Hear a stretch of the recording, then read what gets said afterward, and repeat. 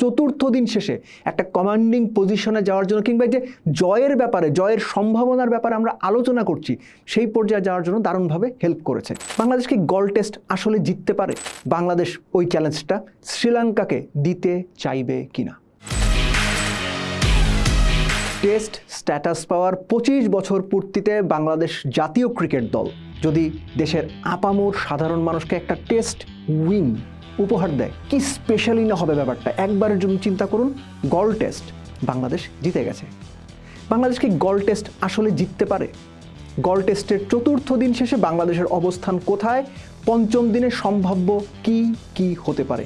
এ সব কিছু নিয়েই পোস্টের আলোচনা। আপনাদের সঙ্গে আমি আছি দেব চৌধুরী। তর্কের খাতিরে যদি আমরা ধরে নেই বাংলাদেশের এই মুহূর্তে যে লিড আছে, এর সঙ্গে আর 130 রান যোগ করে শ্রীলঙ্কাকে পঞ্চম দিনে একটা চ্যালেঞ্জের মুখে ফেলে দেয়া, বাংলাদেশ কি সেই চ্যালেঞ্জটা নেবে? বাংলাদেশের বোর্ডে চতুর্থ দিন শেষে গল টেস্টে রান 177, 3 উইকেটে বাংলাদেশের লিড 187। সংখ্যাগুলো খেয়াল করুন। উইকেটে কে কে আছেন? Captain Najmul Hossain Shanto 50 not out উইকেটে আছেন, 56 করেছেন টু বি এক্স্যাক্ট। মুশফিকুর 20+ করে উইকেটে আছেন। শেষ দিনে যদি বৃষ্টি বাগড়া না দেয়, যদি অন্যান্য কোনো সমস্যা না হয়, 90 ওভার খেলা হবে।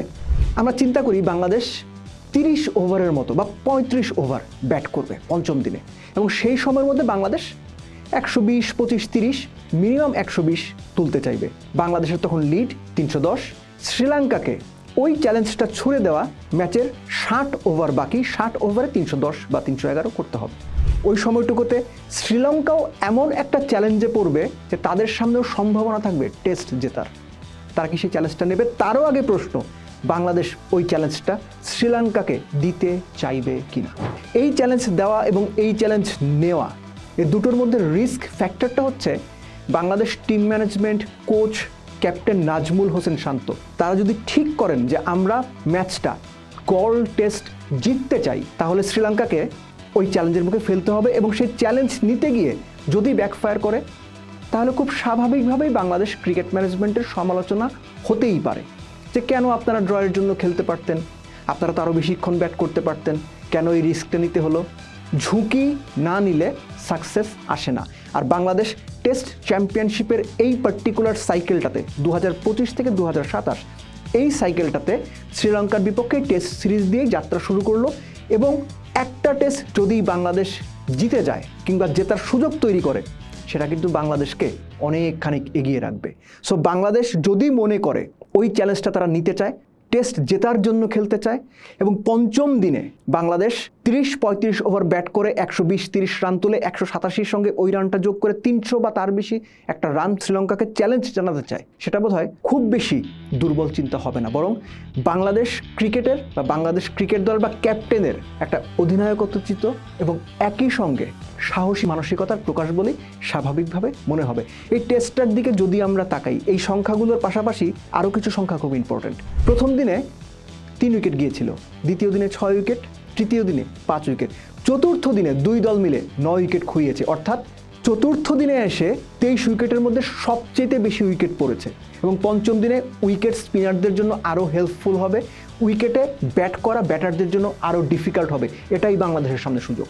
হ্যাঁ, এখন হতেই পারে বাংলাদেশ পঞ্চম দিনে যে রান বাংলাদেশের বোর্ডে আছে 177-187 লিড, এর সঙ্গে 70-80 রান যোগ করে অল আউট হয়ে গেল।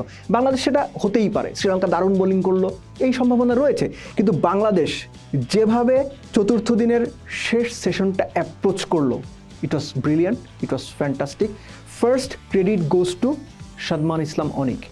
তিনি 76 করে আউট হয়ে গেছেন, কিন্তু যে পজিটিভ মুডে তিনি ব্যাট করেছেন, যেভাবে দ্রুত রান করার চেষ্টা করেছেন, যেভাবে বাংলাদেশের লিডটাকে এক্সটেন্ড করেছেন, এটা বাংলাদেশকে গল টেস্টের প্রেক্ষাপটে চতুর্থ দিন শেষে একটা কমান্ডিং পজিশনে যাওয়ার জন্য কিংবা যে জয়ের ব্যাপারে, জয়ের সম্ভাবনার ব্যাপারে আমরা আলোচনা করছি, সেই পর্যায়ে যাওয়ার জন্য দারুণভাবে হেল্প করেছে। এরপরেই আসে এনামুল হক বিজয়ের কথা। আনফর্চুনেটলি অনেকেই এটা বলছেন যে বাংলাদেশের ডোমেস্টিক ক্রিকেট বা ঘরোয়া ক্রিকেটের মান আসলে যে খারাপ, সেটা এনামুল হক বিজয়ের ব্যাটিং দেখে বোঝা যাচ্ছে।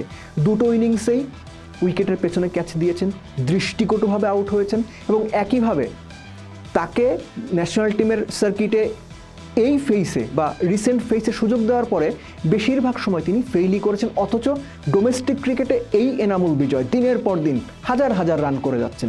ডোমেস্টিক ক্রিকেটের সঙ্গে ইন্টারন্যাশনাল ক্রিকেটের যে পার্থক্য সেটা এনামুল বিজয়কে দেখেই নাকি সবচেয়ে বেশি স্পষ্ট হচ্ছে বাংলাদেশের দর্শকদের কাছে। মুমিনুল হক সুইপ খেলে আউট হয়েছেন, ফার্স্ট ইনিংসেও তিনি একই ভুল 2 বার করে আউট হয়েছেন। আপনাদের মনে থাকারই কথা, ফার্স্ট ইনিংসে মুমিনুল হক কাট শট খেলতে গিয়ে স্লিপে লাইফ পেয়েছিলেন 21 রানে, ঠিক একই শট খেলতে গিয়ে একই বোলারের বলে একই জায়গায় তিনি ক্যাচ দিয়ে আউট হয়েছিলেন এবং সেকেন্ড টেস্টেও তিনি অপ্রয়োজনীয় একটা শট খেলে আউট হয়েছেন। বাট শান্ত এবং মুশফিকুর রহিম ফার্স্ট ইনিংসে মনেই থাকার কথা, মুশফিক করেছিলেন 163, শান্ত 148। মুশফিক বাংলাদেশের একমাত্র ক্রিকেটার হিসেবে 7টা 150 বা তার বেশি ইনিংস খেলেছিলেন, 200 মিস করেছেন, আক্ষেপ থাকতেই পারে, এবং মুশফিকের নামের পাশেই 3টা ডাবল 100 রয়েছে। মুশফিক এবং শান্তর যে 264 রানের রেকর্ড পার্টনারশিপ চতুর্থ উইকেট জুটিতে, যেটা বাংলাদেশের রেকর্ড পার্টনারশিপ, ওই পার্টনারশিপটা একই সঙ্গে মুশফিকের সঙ্গে লিটনের প্রায় 149-149-এর পার্টনারশিপটা বাংলাদেশকে কিন্তু 495 পর্যন্ত নিয়েছিল।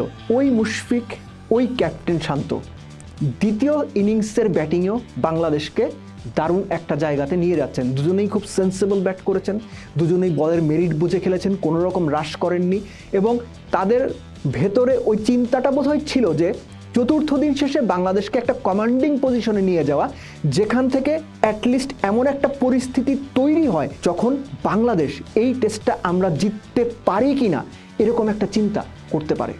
ফরচুনেটলি বাংলাদেশের সেই পজিশনটা তৈরি হয়েছে।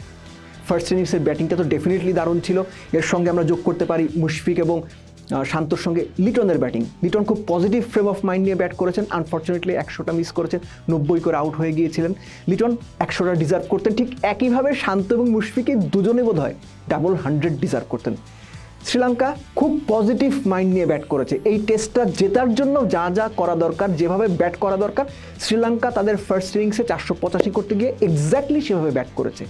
বাংলাদেশ 495 করার পরে একটা সিচুয়েশন তৈরি হয়েছিল যে শ্রীলঙ্কা বোধহয় 550 করে ফেলবে কিংবা লিড নিয়ে নেবে কিন্তু পরিস্থিতি অন্যরকম হতো। কিন্তু শ্রীলঙ্কাকে চতুর্থ দিনে বাংলাদেশের বোলাররা, স্পেসিফিক্যালি স্পিনার নাইম, যিনি বিদেশে তার অভিষেক ম্যাচেই 5 উইকেট পেয়েছেন, 121 রান দিয়ে 5 উইকেট পেয়েছেন, তার বোলিং ও হাসান মাহমুদের 3 উইকেট বাংলাদেশকে এমন একটা জায়গাতে নিয়ে গিয়েছে যে শ্রীলঙ্কা যেন লিড না নিতে পারে।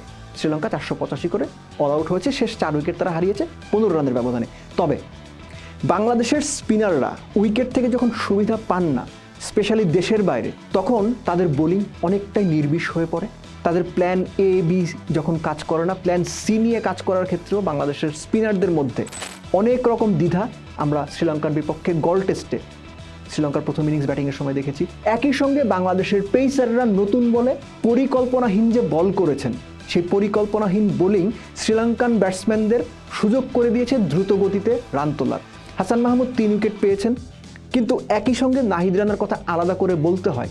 19 ওভারে তিনি 5-এর উপর ইকোনমিতে রান দিয়েছেন, এবং সবচেয়ে বড় কথা, একজন এক্সপ্রেস পেসার যিনি প্রতিনিয়ত 140+ গতিতে বল করছেন, তার লাইন লেন্থ ঠিক নেই।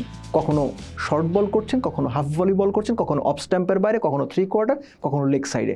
একজন এক্সপ্রেস ফাস্ট বলার নতুন বলে অপোনেন্টের ব্যাটারদের টেস্ট ক্রিকেটে যে চ্যালেঞ্জটা দেবেন, নাহিদ রানার কাছ থেকে সেরকম কোনো কিছুই বাংলাদেশের দর্শকরা দেখতে পায়নি। তবে এখনো পর্যন্ত সব কিছু মিলে গল টেস্টে বাংলাদেশ একটা আপার হ্যান্ড পজিশনে রয়েছে চতুর্থ দিন শেষে। শুরুতে যে আলোচনাটা করছিলাম যে গল টেস্টে বাংলাদেশ জিততে চায় কিনা, এটা নির্ভর করছে বাংলাদেশের মাইন্ডসেটআপের উপরে।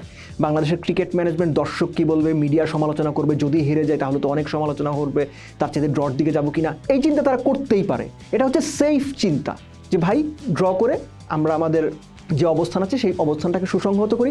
সমালোচনা হলেও খুব কম সমালোচনা হবে, বেশিরভাগ ক্ষেত্রে মানুষ বলবে যে না, বাংলাদেশ অন্তত ড্র তো করেছে।